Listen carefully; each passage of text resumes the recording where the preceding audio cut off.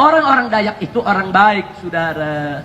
Walaupun mereka banyak yang bukan Islam, adat budaya mereka itu baik. Selama ini mereka nggak pernah ganggu orang Islam, saudara.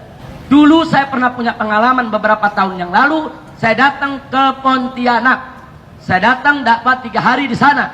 Ternyata sang gubernur, saudara yang kafir, itu diam-diam mengumpulkan pemuda Dayak dari daerah, saudara. Diangkut dengan truk-truk untuk dibawa ke tengah kota Pontianak, ke benteng mereka yang disebut rumah adat Betang, saudara. Kami nggak tahu, kami datang, kami dakwah. Saudara, begitu hari terakhir, jam 7 pagi, saya diantar ke bandara, saya terbang. Ternyata jam 8 pagi, mereka salah hitung. Mereka pikir saya belum pulang. Itu 2.000 lebih pemuda Dayak dengan parang, dengan mandau turun ke jalan. Mau nyari saya, saudara. Kemudian saya punya spanduk semua dihancurkan oleh mereka. Lalu apa yang terjadi? Umat Islam Melayu di sana tidak terima, saudara. Umat Islam Melayu, hulu tubalang perangnya nggak terima. Karena mereka yang undang saya, saudara. Bupati yang undang saya, sultan yang undang saya. Mereka semua marah, saudara. Akhirnya, saudara, umat Islam dari semua suku, Melayunya, saudara, Maduranya, Bugisnya, Makassarnya, Butonnya, Banjarnya, semua turun ke jalan, saudara. Dan akhirnya terjadi tempur antara umat Islam dengan mereka di tengah kota. Enggak, televisi enggak berani menyiarkan, saudara. Saya dikontak, Habib, apa yang harus kita lakukan? Saya sudah mendarat di Jakarta. Saya katakan, Anda tidak boleh mundur. Begitu Anda mundur, Anda kalah, Anda akan dipotong, Anda punya kepala satu persatu. Apa lupa peristiwa Sampit? Apa lupa peristiwa Sambas? Bagaimana, saudara, 1.000 orang Madura disembelih, kepalanya ditumpuk di jalan. Kali ini Anda tidak boleh kalah. Hei umat Islam. Akhirnya saya punya suara, saudara, dari handphone, disambung ke mic dalam masjid, kemudian dikeraskan keluar, saudara. Saya minta umat Islam Pontianak, angkat senjatamu, lawan mereka. Umat Islam gak boleh kalah. Ini manusia-manusia liar. Kalau kalian kalah, kalian akan disembelih. Akhirnya terjadi perang hari itu, saudara. Terjadi perang jam 3 sore, bertempur di tengah kota. 15 menit pertempuran, 3 orang Dayak mati di tengah jalan, saudara.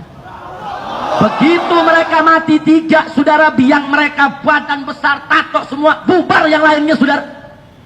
Sampai jam 10 terus umat Islam merangsek. Benteng mereka kita rebut, saudara.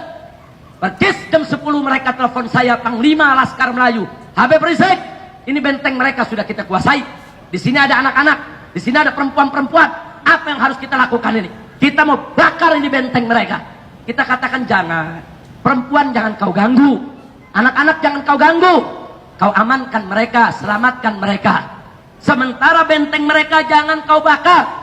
Karena itu rumah adat Dayak. Nanti kalau kau bakar, nanti seluruh masyarakat Dayak tersinggung. Jangan. Ini kan yang jahat mereka.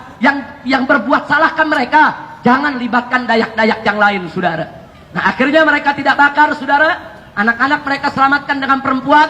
Baru mereka menyerbu kantor gubernur. Karena gubernur yang mengumpulkan bala tentara tersebut, saudara. Ini kejadian di Pontianak, saudara. Nah, setelah selesai, akhirnya Allah memberikan kemenangan kepada umat Islam, saudara. Begitu umat Islam menang, saudara, Gubernur Kalangkabut minta bantuan Pangdam, minta bantuan Kapolda untuk berunding dengan umat Islam, saudara, untuk minta maaf kepada umat Islam. Prinsip kami singkat, umat Islam bukan pendendam, tapi jangan coba-coba main-main dengan umat Islam. Betul? Jadi pada saat saudara terjadi pertempuran, saya ditelepon oleh Kapoldanya. Kapolda itu pernah jadi Kapolda Jakarta kemarin ini, saudara. Apa dia bilang? Habib Rizik ditelepon, tolong perintahkan umat Islam untuk meletakkan senjatanya. Saya katakan tidak. Kau suruh dulu itu Dayak-Dayak itu untuk letakkan senjata.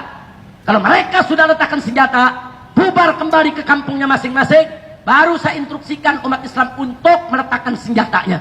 Tapi kalau mereka tidak meletakkan senjata, nggak boleh umat Islam untuk meletakkan senjatanya. Kami pengalaman di Ambon, kami pengalaman di Poso, kami disuruh meletakkan senjata. Orang kafirnya sendiri dibiarkan punya senjata. Akhirnya kami dibunuh, kami dibantai, kurang ajar. Dan Allah berikan kemenangan, saudara. Semenjak saat itu, mereka nggak berani ganggu umat Islam, saudara. 3 bulan kemudian saya diundang, kita buat tablik akbar di tengah-tengah lapangan Kodam di Pontianak, saudara. Kita siap perang. Kita siap perang. Kalau mereka mau ganggu kita, saudara, kita nggak pernah ganggu orang. Makanya di sana umat Islam mengatakan, pendeta-pendeta kalian datang ke Pontianak, kami tidak ganggu. Pendeta-pendeta, pastor-pastor kalian datang ini ke seluruh Kalimantan Barat, kami nggak usir. Kenapa ulama kami kalian mau usir? Kenapa habib kami kalian mau usir? Kenapa guru kami kalian mau usir? Orang Dayak mengatakan, ini tanah kami, ini bumi kami. Orang Banjar juga mengatakan, kami juga asli Kalimantan. Melayu juga mengatakan, kami juga asli Kalimantan. Bukan kau saja yang pribumi di Kalimantan. Masya Allah, kira-kira jelas tidak? Semenjak saat itu, saudara, kondisi tenang. Tapi Anda perlu tahu, orang-orang Dayak itu orang baik, saudara. Walaupun mereka banyak yang bukan Islam, adat budaya mereka itu baik. Selama ini mereka nggak pernah ganggu orang Islam, saudara. Diri, saudara.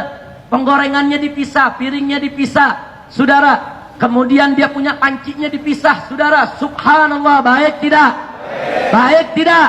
Nah, lalu kenapa sekarang ini kok mereka menyerang kita? Ada provokator, saudara. Ada provokator yang mengadu domba antar umat beragama, mengadu domba antar suku, mengadu domba antar golongan yang ingin memecah belah Indonesia. Betul? Maka itu saya mau tanya semua, mau diadu domba? Mau dipecah belah? Siap jaga Indonesia? Siap bela Indonesia? Siap jaga NKRI? Siap jaga Bhinneka Tunggal Ika? Takbir!